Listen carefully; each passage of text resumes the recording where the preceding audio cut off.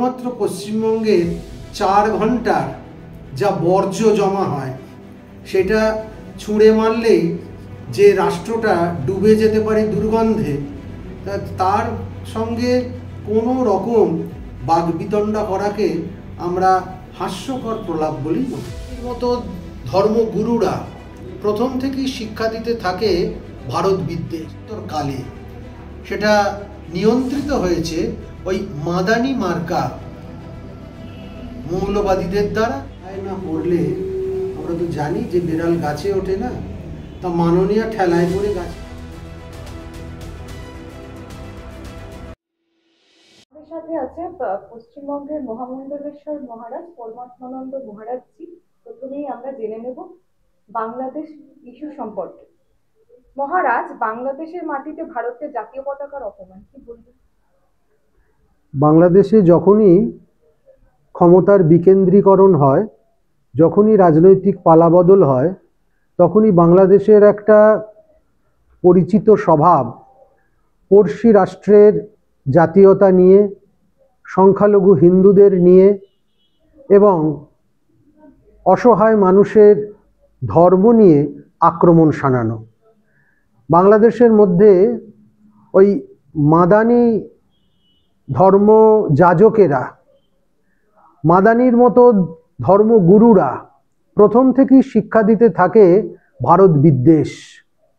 আর যখন আমরা দেখি শিক্ষা প্রতিষ্ঠানের সদর দরজার সামনে ভারতবর্ষের জাতীয় পতাকা পেতে দেওয়া হয়েছে এবং তার উপর দিয়ে শিক্ষার্থীরা শিক্ষাঙ্গনে প্রবেশ করছে, তখন বুঝতে পারি যে এই শিক্ষাঙ্গনগুলোর মূল উদ্দেশ্য কী।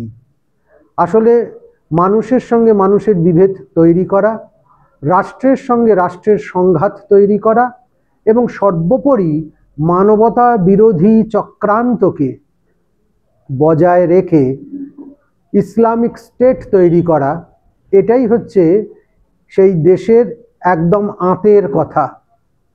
সেই জন্য ভারতবর্ষের জাতীয় পতাকা যখন ভুলুণ্ঠিত হয়, পররাষ্ট্রের নিজ রক্তের এবং নিজ দেশের অঙ্গীভূত ছিল যেসব মানুষজন, তাদের দ্বারা পদদলিত হয়, তখন ধিক্কার জানানো ছাড়া আর অন্য কোনো কিছু ভাবার অবকাশ থাকে না। এবং আমি বলবো, কোনো দেশেরই জাতীয় পতাকা এইভাবে অপমানিত হওয়া উচিত নয়। চট্টগ্রাম বিশ্ববিদ্যালয়ের উপাচার্য অনুপম ইস্তফা দিতে হলো শুধুমাত্র ইসকন সাপোর্টার হিসেবে, কোন পথে এগোচ্ছে? আমি দীর্ঘ 3-4 মাস ধরে একটাই কথা বলে আসছি বিভিন্ন মিডিয়া এবং চ্যানেলগুলোতে, যে বাংলাদেশ গণপ্রজাতন্ত্রী বাংলাদেশ থেকে ধাপে ধাপে ইসলামিক বাংলাদেশের দিকে এগিয়ে যাচ্ছে। না হলে একজন স্বাধীন দেশের স্বাধীন নাগরিক কেবলমাত্র সংখ্যালঘু হবার জন্য এবং তার নিজস্ব ধর্মমতকে পালন করবার জন্য যদি কোনো স্বাধীন দেশের নাগরিককে তার জীবিকা এবং জীবন থেকে বিচ্যুত হতে হয়, তাহলে তার চেয়ে দুর্ভাগ্যের, মানবতার এর চেয়ে বড় ক্ষতি আর কি হতে পারে।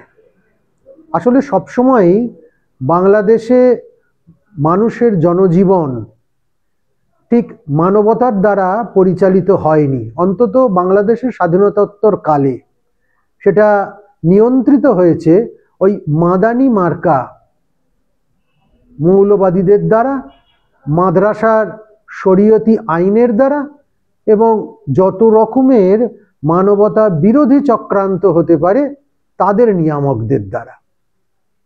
চিন্ময় দাসের গ্রেপ্তারি নিয়ে বাংলাদেশের কবি ফরাত মাজার সম্প্রতির বার্তা দিয়েছেন, কতটা প্রাসঙ্গিক বলে মনে করেন? দেখুন, মুক্তমনা যে কোনো মানুষকেই এবং তার প্রতিবাদকেই আমরা স্বাগত জানাই। আমরা যেমন হিন্দু সংখ্যালঘুদের অত্যাচারের বিরুদ্ধে হিন্দু সন্ন্যাসী হয়ে, হিন্দু মানুষ হয়ে তার প্রতিবাদ জানাচ্ছি, ঠিক তার পাশাপাশি যখন দেখি যে সে দেশের যারা ধর্মগুরু বা সহজ কথায় কোনো মুসলমান যখন সেই একই মানবতার কারণে মানবতার অপমান হচ্ছে দেখে তার বিরুদ্ধে সোচ্চার হয়, তখন তাকে নিশ্চিতভাবে আমরা স্বাগত জানাবো। আমরা ইসলামের বিরোধী নই, আমরা ইসলামের অন্ধতার বিরোধী, আমরা ইসলামের সংকীর্ণতার বিরোধী, আমরা শরীয়তি রক্তোৎসবের বিরোধী। যেখানে যেখানে প্রাণ এবং জীবনের অপচয় এবং সেই অপচয়ের জন্য ধর্মের গোঁড়ামি যেখানে দাঁড়িয়ে যায়, সেখানে ইসলামও যা আর গোঁড়া হিন্দুত্বও তাই। আমরা এই কট্টরবাদী মানবতা বিরোধী যে কোনো ধর্মতন্ত্রেরই বিরোধী। অতএব সেক্ষেত্রে মাজার সাহেব যখন চিন্ময় কৃষ্ণ প্রভুর গ্রেপ্তারির বিরুদ্ধে কথা বলেন কিংবা হিন্দুত্বের হয়ে কথা বলেন, তখন সেটাকে ঠিক হিন্দুত্ব বলে আমরা দেখি না, আমরা মানবতার সপক্ষে কথা বলেই দেখছি এবং তার কথার আমরা সমর্থন করছি। বাংলাদেশের বিএনপি নেতা রুহুল কবির রিজভী বাংলা, বিহার, ওড়িশা দখলের মতো একটি কমেডি রিলিজ প্রসঙ্গে কিছু বার্তা দিয়েছেন, সেই প্রসঙ্গে আপনি কি বলবেন? একটা সিনেমা, 3 ঘন্টার সিনেমায় 10-15 মিনিট কমিক রিলিফ না হলে দর্শকদের ভালো লাগে না, আবার নতুন করে দেখবার উত্তেজনা, উৎসাহ, আনন্দ থাকে না। এই সমস্ত কথাবার্তাগুলোকে আমরা কমিক রিলিফের মতো বলে মনে করলেই ভালো হবে। অতএব তার কথার কোনো রকম গুরুত্ব আছে বলে মনে করি না। আপনি কি মনে করেন না যে প্রথমে যে সেনাবাহিনী থেকে একটা বার্তা পাঠানো হয়েছে, তারপর একজন রাজনৈতিক নেত্রী বা নেতা একটা বক্তব্য দিতে, তার কোনো রকম গুরুত্ব আছে বলে আপনি কি মনে করেন? যে কোনো কথার গুরুত্ব হয় তার ভর কেন্দ্রের ওপর দাঁড়িয়ে। যাদের সামরিক শক্তি ভারতের তুলনায় নগণ্য, যাদের সমরাস্ত্র, সমর সরঞ্জাম ভারতের কাছে অত্যন্ত হাস্যকর, তারা যদি মাঝে মাঝে কাগুজে বাঘের মতো হালুম করে, তাহলে সেটা কখনো কখনো অভিনয়ের মঞ্চে দেখতে ভালোই লাগে। আমরা তো অভিনয়ের মঞ্চে নানান যুদ্ধ খেলাও দেখি, সেই খেলা দেখে আমরা উত্তেজিত হই, আনন্দিত হই, আনন্দের জন্য উত্তেজনা। আর আসল যুদ্ধ আর আসল খেলা যদি শুরু হয়, তাহলে 4 দিন সময়সীমা ছিল কলকাতা দখলের, তা আমরা সেই দখল করা কলকাতার চেহারা দেখিয়েছি। এবং এমনও দেখেছি যে বাংলাদেশিরা নিউ মার্কেটে কিরম ঘুরে ঘুরে বেড়াচ্ছে আর ভারতবর্ষের জিনিস, পশ্চিমবঙ্গের জিনিস কেনবার জন্য তাদের যে বিরাট আরতি সেসব দেখাচ্ছে। অতএব বাস্তব আর বক্তৃতা, বয়ানবাজি, এগুলোর মধ্যে অনেক তফাৎ আছে। এখন ঠেলাগাড়িতে করে যদি ভারতে এসে ভারত আক্রমণ করে কেউ, তার বিরুদ্ধে নিশ্চিতভাবে আমরা ট্যাঙ্ক নিয়ে অতি সামান্য একটা রাষ্ট্র, যা আমাদের অনেক জেলার থেকেও আরে বহরে কম, তার দিকে ধেয়ে যাব না। কেবলমাত্র পশ্চিমবঙ্গের 4 ঘন্টার যা বর্জ্য জমা হয়, সেটা ছুঁড়ে মারলেই যে রাষ্ট্রটা ডুবে যেতে পারে দুর্গন্ধে, তার সঙ্গে কোনো রকম বাগবিতণ্ডা করাকে আমরা হাস্যকর প্রলাপ বলেই মনে করি।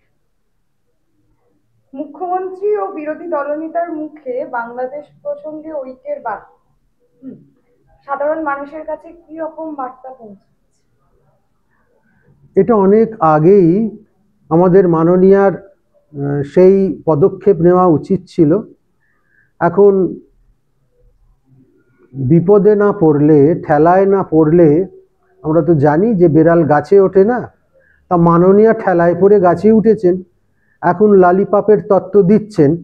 তা যাই হোক, লালিপাপই হোক আর আমলকি হোক, যেটাই চষাচুষি যেই করুক না কেন, এটা অনেক আগে থেকে করলে মনে হয় ভালো হতো।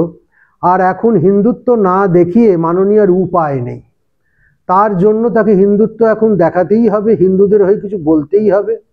কেননা যে ক% হিন্দু ভোটের জন্য তাকে অপেক্ষা করতে হচ্ছে, সেটা ওই মুসলিম ভোট বা দুধেল গাইদের অনুদানে পূরণ হবে না। তার জন্য হয়তো ড্যামেজ কন্ট্রোলের ব্যাপার। আর বিরোধী দলনেতা প্রথম থেকেই রাজপথে রয়েছে, তার সংগঠিত যে আন্দোলন, সেটা বাংলাদেশের সুদখোর ইউনূস সরকারের ঘুম কেড়ে নিয়েছে, তার প্রতিফলনও আমরা দেখেছি। তবে যাই হোক, দেরিতে হলেও মাননীয়ার যে বোধোদয় হয়েছে এবং একত্রিত হয়ে যদি রাজ্য এবং কেন্দ্রীয় সরকার বাংলাদেশের ওপর পররাষ্ট্র নীতি মেনে যদি চাপ বাড়ায়, তাহলে মনে হয় সেখানে লক্ষ লক্ষ অসহায় হিন্দু সংখ্যালঘু মানুষের জীবন আরও নিরাপদ হতে পারে এবং দ্রুত তারা এই অগ্নিগর্ভ রক্তাক্ত পরিস্থিতির বাইরে বেরিয়ে আসতে পারে। মহারাজ, শেষ প্রশ্ন। মুখ্যমন্ত্রী কিছুদিন আগেও রাজ্যপাল বোসের বাড়িতে যেতে ইনসিকিউর ফিল করছিলেন, এমন কি ঘটনা ঘটে গেল তারা ঐক্যের বার্তা দিতে একসাথে হলো? আসলে উনি মাঝে মাঝেই নিরাপত্তাহীনতায় ভোগেন, সেটা ওনার ব্যক্তিগত ব্যাপার। তা সেই নিয়ে কোনো মন্তব্য করব না। শুধু এটুকুই বলবো যে যে সমস্ত পদগুলি মর্যাদার, তার মর্যাদা রেখে চলাই মর্যাদা সম্পন্ন এবং বিবেক সম্পন্ন মানুষের কাজ।